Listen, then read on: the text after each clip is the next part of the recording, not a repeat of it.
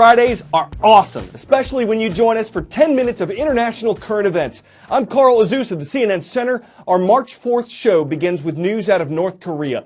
The communist country launched 6 short-range missiles yesterday. They flew about 60 to 90 miles east into the sea. It was an act of defiance, and here's why. The United Nations Security Council voted earlier this week to penalize North Korea.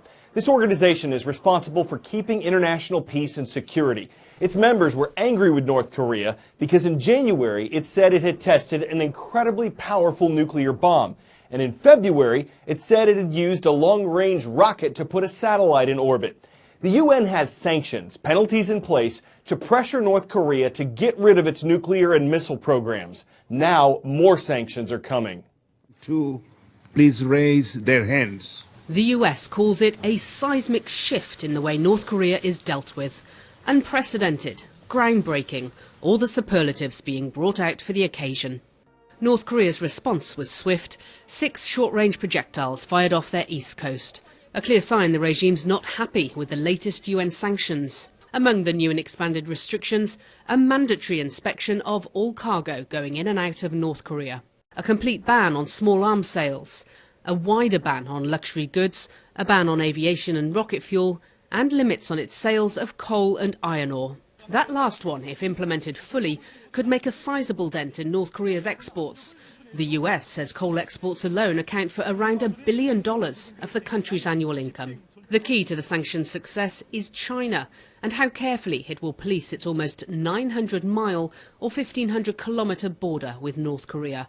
Up until now, Pyongyang's main smuggling route. But the fact Beijing signed on to strong sanctions at all is significant in itself. Kim Jong-un, however, has consistently made it clear it's full steam ahead for both his missile and nuclear programs. We fully anticipate that they will try to drive a truck through any loophole that they can find.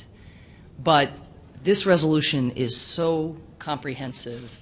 There are so many provisions that leave no gap, no window. It seems the most recent earthquake to strike near Indonesia was pretty minor in terms of the damage caused. The tremor was very strong, magnitude 7.8, a major earthquake. But it was also 15 miles deep and about 500 miles from Indonesia's largest island, Sumatra.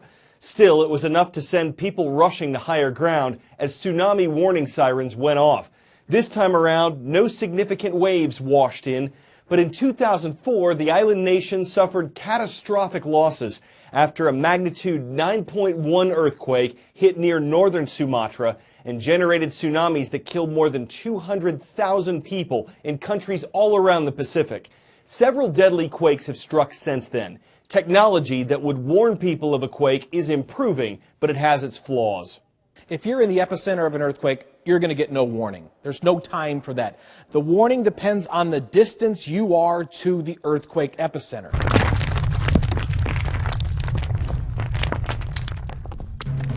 An early warning system for earthquakes is expensive and also complex. Part of the problem is we don't have a system that can predict the earth is going to move. Our warning system is based on the fact that the Earth is already moving, and then if you're farther away from that epicenter, we can give you some time to prepare.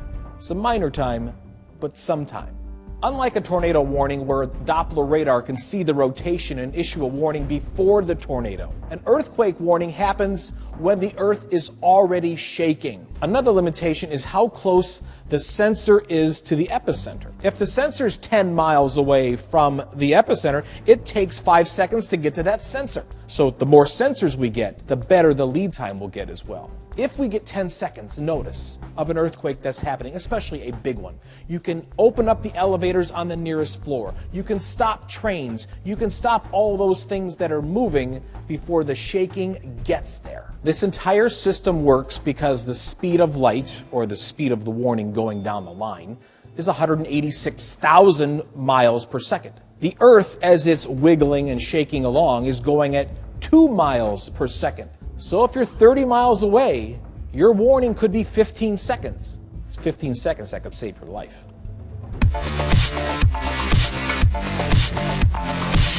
Dodos don't have a reputation for being the smartest birds in the aviary, but new research suggests they might not have been dodos at all. Scientists scanned a dodo skull and found that their brains were probably similar in size to those of modern-day pigeons. Researchers also think they had a pretty good sense of smell, but because they went extinct in the 1600s, they didn't get the chance to earn a smarter name. Now that's random.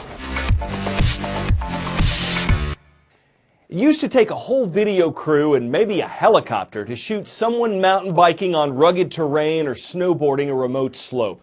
Smaller cameras, selfie sticks have changed things, but they can be distracting and sometimes unsafe to use while you're moving. How much of a game changer could drones be if for $50 to $150 you could get a minute-long edited video of your best skiing ever? There's just something amazingly beautiful and eloquent about a camera in the sky. You get the totality of the landscape, you get the full subject, and there's just something magical about it.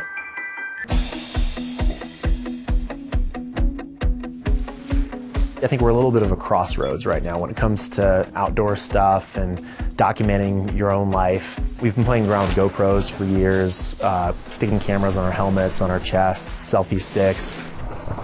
With all this technology, the burden on the user isn't getting any lesser. It also does sometimes, it takes you out of the moment. Final waypoint should start right there. So if you show up with your buddies at the mountain, you want to get filmed, it's super simple. You just walk up to the kiosk, a drone will take off at the same time that you do. You'll do 3 runs, it'll follow and film you from a couple different angles, and within 48 hours, you get that footage compiled into an awesome professionally edited video. The future that we're really excited about is one in which you can be out doing anything. Let's say you're kayaking somewhere or you're surfing, and being able to, at the push of a button, summon a drone, get that moment captured, and then have it delivered back to you within minutes. That's the goal that we're working towards, keeping the drones flying, keeping the awesome videos churning out, and creating awesome memories for people. First time we visited Spain this year on the roll call. In the eastern part of the country, you'll find Barcelona. And on today's transcript page, we found the American School of Barcelona. Great to have you watching. In the central U.S. state of Arkansas, the city of Rogers is on our roll. The Lingle Lions are watching at Greer Lingle Middle School. And the community of Perry, Ohio is pretty close to Lake Erie. The Pirates are setting sail at Perry High School. Golf champion Tiger Woods recently opened a new course in Texas. Part of it is a par 3 designed specifically for kids, and 11-year-old Taylor Crozier was one of the first kids on it. Here's what's hilarious. Takes a really good swing, so good the ball lands right near the hole, then it rolls closer, closer, ace! The crowd went nuts! Woods gave Taylor a big old bear hug. Tiger couldn't believe it. Then he stepped up to play the hole himself. So how'd the golf professional do? He made par in 3 shots. But keep in mind, it's a small course, so Taylor's not out of the woods yet. Still, despite being pretty green, he's not a beginner. Taylor seems made for the sport after sinking his place in a really elite club. I'm Carl Azuz. We'll take another swing next week.